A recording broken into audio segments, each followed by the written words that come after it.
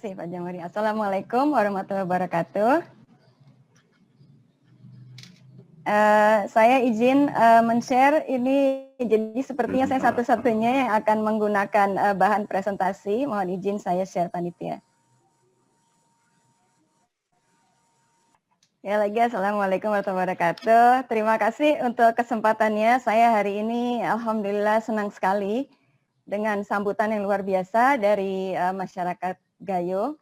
Izinkan kami menyampaikan hasil penelitian kami di tahun pertama ini. Ini juga sebagai akhir penelitian untuk tahun pertama. Insya Allah jika Tuhan berkenan akan berlanjut di tahun kedua dan ketiga.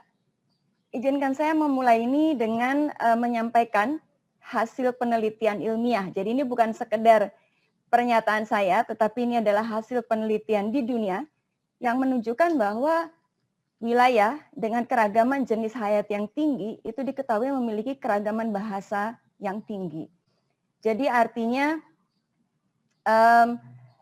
kita di Indonesia itu patut mensyukuri karena alam kita yang luar biasa kaya, dan itu juga sudah dibuktikan dengan keragaman suku budaya masyarakatnya.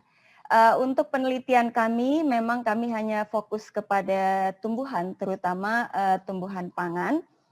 Jadi ini judul yang akan saya sampaikan hari ini adalah bahasa, budaya, dan tumbuhan.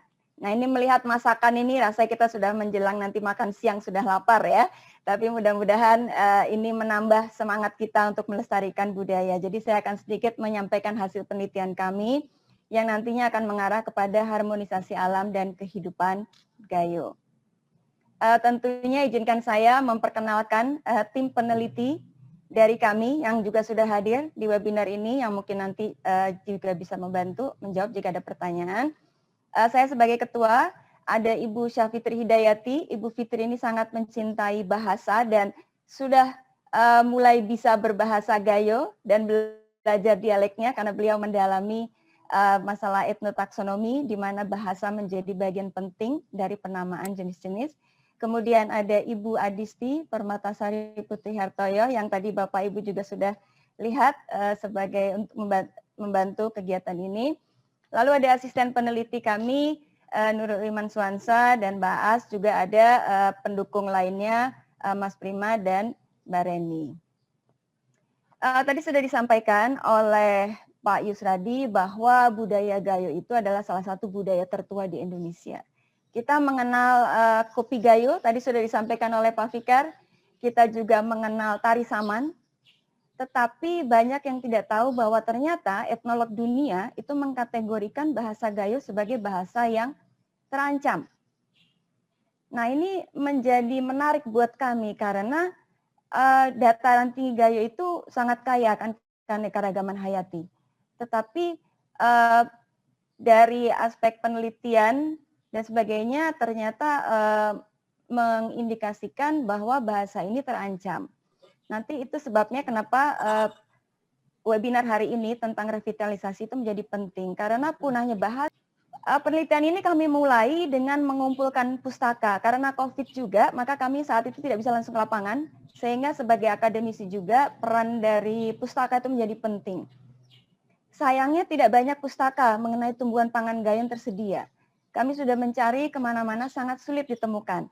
Hanya terdapat 6 referensi. Dan dari 6 referensi itu kami mendata sebanyak 218 jenis tumbuhan pangan. Nah lalu berangkat dari situ, karena tadi sudah disampaikan juga oleh Pak Yus, saya memandang segala sesuatu dari sisi positif dan percaya segala sesuatu ada hikmahnya. Dengan kondisi pandemi ini maka kami dipertemukan dengan Ikatan Nusantara Gayo. Nah disitulah awal mula penelitian ini bisa berkembang sampai sekarang. Karena dari hasil penelitian tersebut, kami telah mengadakan focus group discussion dan wawancara mendalam untuk sebagai data awal. Mengumpulkan data-data dari sudut pandang masyarakat sendiri mengenai jenis-jenis tanaman yang memang diingat.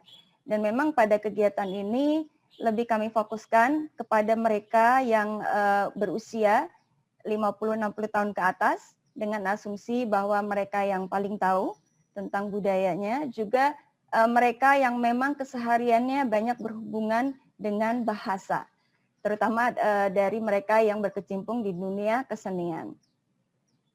Nah, ini hasil kami pada terkait dengan teman-teman dari Ikatan Musara Gayo, hasilnya dapat dilihat bahwa jika dilihat dari tinjauan pustaka, tadi kami menyampaikan ada 218, kemudian tapi dari sisi pemanfaatan itu ada sekitar 335, dan dari situ ternyata teman-teman di Ikatan Musara Gayo bisa memberikan nama sebanyak 132 jenis tumbuhan pangan. Dan bisa dilihat bahwa selama ini penelitian itu banyak terfokus di bidang makanan dan obat.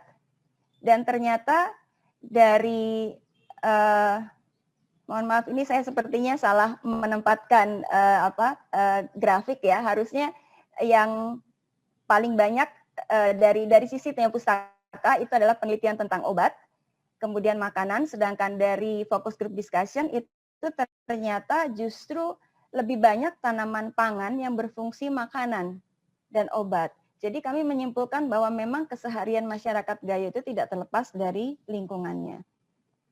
Nah, untuk menambah data kami, dan kebetulan waktu itu juga sudah dibuka peluang untuk bisa ke lapangan, maka kami melakukan kegiatan juga di 3 wilayah desa, ada di Gayo Luas, di Aceh Timur, dan di Aceh Tengah. Yang mana kami melakukan kegiatan untuk eksplorasi, kemudian melakukan free listing dan analisis vegetasi. Kegiatan ini di Desa Agusan dilakukan selama 2 minggu, di Desa Lokop juga 2 minggu, kemudian di Desa Mudenosar itu hampir 1 bulan, ya bahkan 1 bulan lebih sebenarnya. Jadi kegiatan ini untuk pengambilan data terkait tumbuhan dan tambahan data melihat lokasi langsung di lapangan. Nah, ini sebaran lokasi eksplorasi dari di Gayo Luas. Bisa dilihat di sini bahwa ini adalah nama-nama desa yang kami temukan, tanaman-tanaman yang berhubungan dengan tanaman-tanaman pangan yang tadi kami sudah buat daftarnya. Nah, kemudian dari hasil studi pustaka, kemudian kami berlanjut ke FGD, kami berlanjut ke eksplorasi. Nah, tanaman-tanaman yang dikumpulkan pada eksplorasi ini bukan hanya dari Gayo Luas, tetapi ada juga yang dari Takengon dan juga dari Lokop Sebejadi. Dan itu kemudian dikumpulkan, dibuat herbariumnya karena secara saintifik memang kami harus punya bukti bahwa tanaman tersebut masih ada. Sebenarnya dari total jumlah jenisnya di awal itu kami menemukan hampir sekitar 600-an jenis. Tetapi ternyata setelah dilihat lagi ada dialek-dialek yang berbeda untuk jenis yang sama. Jadi sampai saat ini kami masih mendata ada 406 dan ini hanya tumbuhan pangan. Jadi luar biasa ini kekayaan dataran tinggi Gayo ini. Nah, di sini bisa dilihat bahwa setelah itu kami melakukan kegiatan free listing, artinya meminta kepada masyarakat untuk menyampaikan secara lisan 25 jenis tanaman yang mereka bisa sebutkan. Dan 25 jenis ini itu berdasarkan penelitian secara sains juga menemukan bahwa memang manusia itu kemampuannya adalah mengingat 25 sampai 30. Nah, sehingga berdasarkan hal tersebut, inilah 25 jenis tanaman pangan yang umum dibudidayakan oleh masyarakat Gayo. Dan ini nanti bisa menjadi masukan jika kita ingin melakukan kegiatan-kegiatan rehabilitasi, misalnya di wilayah-wilayah di sekitar Taman Nasional Gunung Leser atau Pridal yang memang harus direhabilitasi sehingga masyarakat pun bisa membantu dan berpartisipasi di situ. Selain itu, ini adalah pemanfaatan tumbuhan pangan oleh masyarakat Gayo. Dapat dilihat bahwa tumbuhan pangan itu paling banyak digunakan adalah buahnya. Dan juga lalu kemudian daun. Jadi di sini tanaman pangan rata-rata itu adalah buah dan berbagai macam bagian-bagian tumbuhan lainnya. Dan juga kategori pemanfaatannya di sini juga buah dan sayuran itu yang mendominasi di masyarakat Gayo. Kemudian kami juga mengambil data tentang pola agroforestry, artinya tanaman-tanaman yang biasa ditanam oleh masyarakat digabungkan antara pertanian dan kehutanan. Saat ini kami, karena tim kami yang dari Takengon baru pulang, sehingga kami masih mengolah datanya. Jadi untuk sementara saya sampaikan dulu yang hasil di Desa Agusen dan di Desa Lekop. Di Desa Agusen itu ternyata tanaman kayu utama yang dibudidayakan itu adalah petai Cina dan kemiri. Dan ini ditemukan pada semua fase pertumbuhan. Sedangkan di Lekop masyarakatnya cenderung memilih karet, durian, dan sawit. Nah, jadi sebenarnya dari hasil penelitian ini bisa ditunjukkan bahwa pola agroforestry yang dikembangkan masyarakat itu menunjukkan nilai keragaman tumbuhan yang rendah dengan jumlah jenis yang juga rendah. Jadi sebenarnya dari hasil penelitian kami yang tadi dari 25 pangan itu sebenarnya bisa membantu memperkaya keanekaragaman hayati karena memang jenis-jenis tersebut dibutuhkan oleh masyarakat. Ketika kita membutuhkan maka ada niat kita untuk melindungi. Dan itu yang kami harapkan. Jadi bagaimana kami harapkan bahwa penyebutan bahasa, karena kalau kita biasa memanfaatkan, itu kita cenderung pasti bisa untuk menyebutkan. Nah, jadi itu kenapa bahasa itu punya peran yang sangat penting dalam konservasi. Jadi untuk optimalisasi lahan, juga upaya pengayaan jenis, pendapatan masyarakat juga bisa. Kemudian ini dari aspek penilaian vitalitas bahasa. Jadi kami mencoba juga di masyarakat, baik di Ikatan Musara Gayo Jabodetabek yang lalu, kemudian juga di lapangan, kami mencoba melakukan penilaian vitalitas bahasa. Ini adalah bukan dari kami penilaiannya, ini adalah dari masyarakat sendiri. Jadi kami hanya mengumpulkan dan mengukur level atau tingkatnya pada sampai mana. Jadi di sini bisa dilihat bahwa sebenarnya masyarakat Gayo masih merasa bahwa transmisi bahasa antar generasi masih pada kondisi aman. Artinya masih berkelanjutan dari penurunan bahasa penggunaannya dari satu generasi ke generasi berikutnya. Dan ini sangat baik, sangat bagus untuk revitalisasi bahasa. Tapi perbandingan penutur dengan jumlah penduduk semuanya sepakat bahwa masih hampir semuanya berbahasa Gayo, walaupun ada kecenderungan generasi yang cucu sekarang sudah mulai banyak juga yang berbahasa Indonesia. Nah, di sini yang perlu diperhatikan dan butuh tentunya untuk didorong adalah materi-materi untuk pendidikan bahasa dan keberaksaraan. Karena dari keempat tempat yang kami ambil datanya, jadi di setiap tempat itu ada sekitar 10 orang yang kami minta datanya, itu ternyata memberikan nilai yang kurang untuk materi pendidikan bahasa dan keberaksaraan. Jadi publikasi tertulis mungkin tersedia, namun hanya bermanfaat bagi sebagian orang. Ini tentu menurut persepsi yang mengisi, dan literasi tidak menjadi bagian dari kurikulum sekolah. Walaupun saya pernah bertanya kepada Bapak dari Dinas Pendidikan di Takengon, waktu itu beliau mengatakan bahwa sudah diajarkan di kelas 3. Ya, untuk bahasa Gayo sudah mulai di kelas 3 diajarkan. Nah, kami pikir ini bisa menjadi, tadi sudah disampaikan oleh Pak Bupati juga bahwa sekarang nantinya ke depannya akan menggunakan bahasa ini akan lebih didorong penggunaannya, dan itu sangat bagus untuk revitalisasi. Kemudian sikap komunitas Gayo sebagai penutur terhadap bahasa mereka itu sangat bagus. Artinya semua anggota masyarakat menilai bahwa bahasa Gayo itu sangat penting. Dan ini menjadi dasar, ya, kekuatan utama dari masyarakat Gayo untuk terus melakukan, untuk terus menjadi bangga terhadap bahasa dan budayanya. Dari kebijakan bahasa oleh pemerintah dan institusi, masyarakat Gayo juga menilai bahwa pemerintah sangat mendukung, dan tentunya ke depannya juga masih kami butuhkan. Dan jumlah dan kualitas dokumentasi bahasa. Nah, ini adanya kurangnya media harian yang dapat digunakan. Itu menurut masyarakat Gayo yang kami minta pendapat.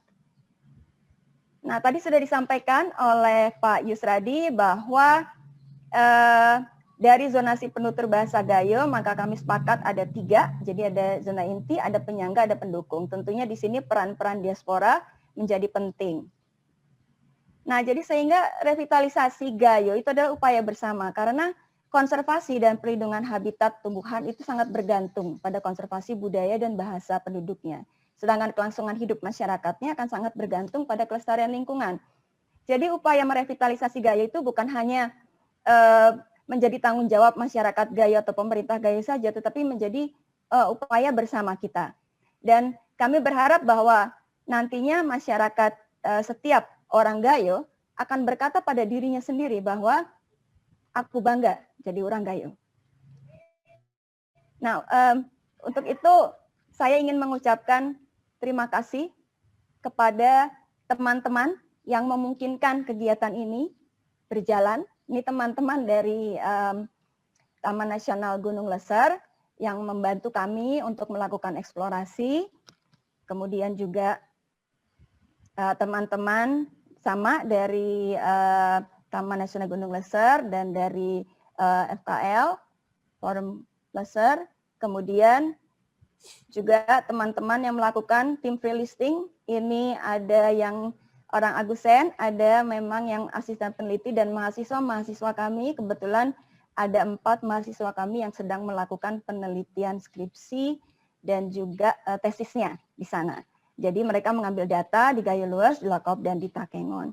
Dan tentunya saya juga mengucapkan terima kasih kepada Ikatan Musara Gayo Jabodetabek, Balai Taman Nasional Gunung Leser, Kementerian Riset Teknologi dan Pendidikan Tinggi, kemudian di Desa Agusen, kepada Pak Deci Ramadan, Bang Jamal dan Bapak Fitri, di Desa Lekop, Pak Keci Zainuddin, Banta Mude, dan Bang Kamarudin, lalu di Desa Mude Nosar, ada Pak Reje Sirwan Yoga, Pak Ahmad Nasir, Aka Zuraida, dan seluruh masyarakat Gayo dimanapun yang telah hadir di webinar ini mendukung penelitian kami.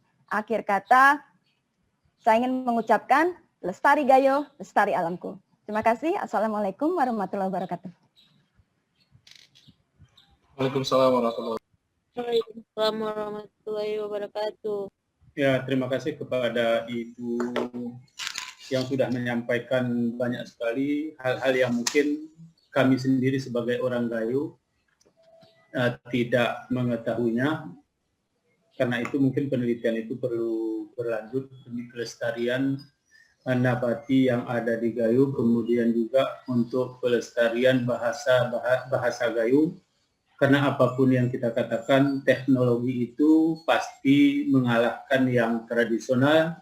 Mungkin munculnya obat-obat modern akan mengalahkan obat-obat yang ada di masyarakat Gayo itu sendiri, karena penelitian itu tetap dirasakan sangat penting oleh pihak-pihak yang menjadikan itu sebagai buah pikiran kemudian diaplikasikan di dalam masyarakat.